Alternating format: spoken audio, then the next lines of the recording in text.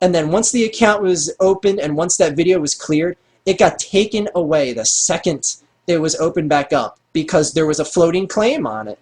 So I was like, wait, people really want to abuse the system. All you really have to do is file multiple claims, and not to give people ideas out there, but you can just file multiple claims on the same video. That way, when the video clears... Wait, did you... Go ahead, I'm sorry. But just to let you know, if I do talk, it's got like yeah, it's okay. We've got literally, I can hear myself a little bit when it's coming through on your side, and so if I talk, it will literally come by like 5 seconds later. So, okay. The one question I have is, I don't know how many videos of mine you've seen. I don't know if you saw just obviously the Hulu videos. That was the one that you had obviously maybe seen first. And I don't know if you watched any more after that, but did you get a chance to see the DMCA reform video I made back in 2008, almost like 2 years ago this month? Yes, I did say it. I don't remember specifics of it offhand to recall, but I did watch it, yes. Okay, well, the reason why I was asking was because this has been a problem for quite a long time, and one of the things that I started finding out is if you, I don't know if you remember this, but I actually had a channel, my first channel was actually dealing with entertainment. It was dealing with movies and stuff like that. And one of the things I noticed was I started getting a lot of weird copyrights. And it was like I was getting copyrights from not like Universal or MGM. I was getting copyrights from some no-name company. And what was interesting was they were getting advertisements put on my videos. And one of the things that I started thinking about is like, you know, if you were a competitor, and for example, there was a while there, and this is not trying to like brag or anything like that, but there was a while there when I was on about 20,000 subscribers, and that was back when that actually meant something. Nowadays, you can get that in a weekend for some of these big channels, but at the time, I was getting 50,000, 100,000 views, sometimes as low as 20,000, whatever. I was getting good views. Now, if you were a person wanting to do the same thing, and you were a partner of YouTube, you know, it's very plausible that these people would say, let's take out the competition and be able to remove videos. And so if you had someone hypothetically that was a great game reviewer, and you wanted to say, okay, well, I want to do game reviews as well, and you have someone like the Nerd who is #1, and you're able to take him out of the equation by flagging him, then you can move up a lot easier. So I started wondering, because I started getting all these weird copyright claims on these videos that had nothing to do with, and I filed a claim against one of them. It was like on the movie like 300, and it was owned by some no-name channel, and I just basically said, I'll take this down, I'll put it on private, and that's the reason why I literally had like 200 videos at one time on my original channel, and I took all but like 15 of them down for like a year. The views don't matter to me. You know, it's like I've been there, I've done that, and one person posted something on here, and I want to let you get back to your story. So I'm not trying to take over the conversation, but the one thing someone made a comment and said, you know, hating people for being popular is wrong.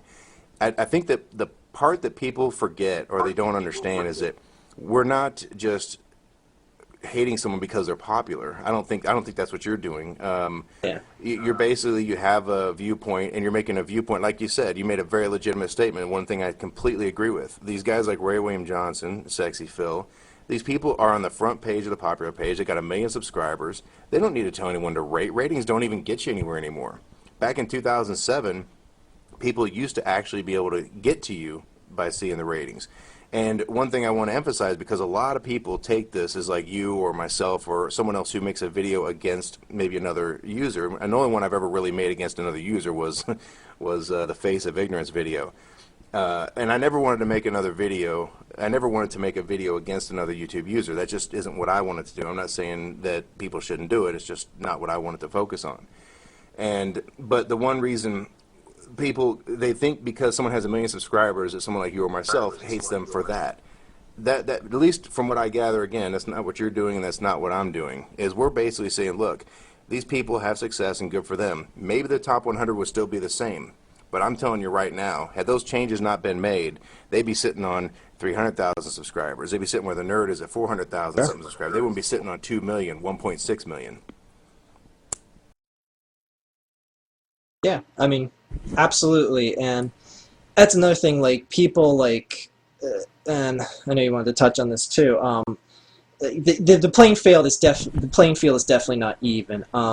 Like, people often ask me, like, hey, we should just, false flag, like, the Irate Gamers videos or Shane Dawson's videos. And I'm like, well, you can do that, but you're going to waste your time. They're never going to let a false flagging go through. I mean, do you think no one has ever attempted to do that? I mean, like, I'm hated by a lot of people. Someone like the Irate Gamer is hated by, 10 times the amount of people than I am. And I'm a YouTube partner, much like he is. I have 10,000 subscribers, which is, a decent following and all that. But, I mean, you're kidding yourself if you want to be out there and you want to say, everyone plays by the same rules, and there isn't a blanket of protection for people that make more money than others. And, I mean, when you see someone like the Irate Gamer pop up on the scene, and in the first 2 months of him making videos, 2 of his videos get front page features, where someone like the Angry Video Game Nerd, one of the people that was responsible for building the goddamn website, to this date hasn't had a single featured video. I mean, there's an obvious reason why they're they're picking and choosing the people who they are, and yeah. And I mean, I've talked to a number of people who know James, the Angry Video Game Nerd, personally, and he's applied for a partnership a couple times and been denied every single time. And it's like, well, what's the big deal? I mean, Irate Gamer is doing nothing, any more or less than he is. Yet, obviously, one is the golden boy and one isn't.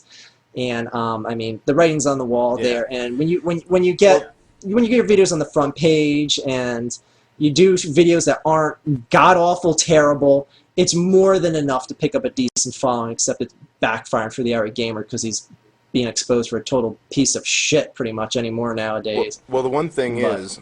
Yeah. Well, the one thing is... hold on a second, because I know we got a lag here.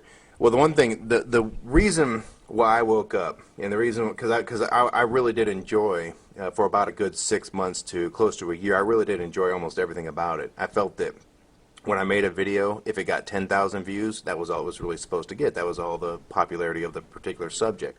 If I made a video and got 500,000 views or 250,000 views, that was cool too, because I really felt like that was where that video should go. I didn't really feel like it was being manipulated. And so I was basically very, very comfortable with saying, okay, if I made a video, and let me explain something. The videos that I make, there's no way that any video I've ever made should ever be number 1 or 2 or anything like that. I mean, they're just informative. They're not like really entertaining. When you have someone like that, Charlie bites my finger, or the evolution of dance, I mean, that's really entertaining. I'm not delusional and thinking for 1 second that an informational video should ever be the most viewed. And so I think some people, again, and the only thing I was basically mentioning in one of my earlier changes videos was that when a lot of these girls were doing what they were doing and things like that, I was letting people know that, if you want to support the channels like yours or mine or different people that maybe don't have the rack on their chest to get 1 million views a video, you got to help support them. The independent channels like yours and mine really require people sharing the videos or require the ratings or the discussion, because there's no other way for us to really grow. You sit in front of a camera or me just talking with a few images is never going to garner the interest. And one of the things that really cemented my view of YouTube early on was when I saw James get suspended, because I remember he made a video, and I don't have it, I really wish I did, but he said, all my videos will eventually be removed from YouTube and there's nothing I can do about it. And over the last year or so, he's actually re-uploaded them. And so when that happened to him, when he had like a good 100, 200,000 subscribers, again, that was when it meant something. When that happened to him then, I realized that as little as I was with 10,000 or so subscribers, there would be no reason why they wouldn't do the same thing to me. And then when I saw the Irate Gamer come on board, just like you were talking about, and he comes on board and he gets featured and gets paid for his videos, well, he basically looks like he plagiarized the work of the AVGN. He's cursing in his videos. He's doing the same things in his videos. And so it's very interesting that one channel will be punished and the other one would get paid for doing basically the same content. Yeah, pretty much. And like I said, that's just the way. I mean, I don't know. I look at it as a way, YouTube obviously wanted to back one horse and felt like, oh, he's a good enough talent and does the same style thing that if we really push him, he can be our boy. And I mean, I've always felt there's a lot of things like totally suspect with the way business was conducted. Like, for instance, in one of Irate Gamer's videos, this was before What the Buck was really huge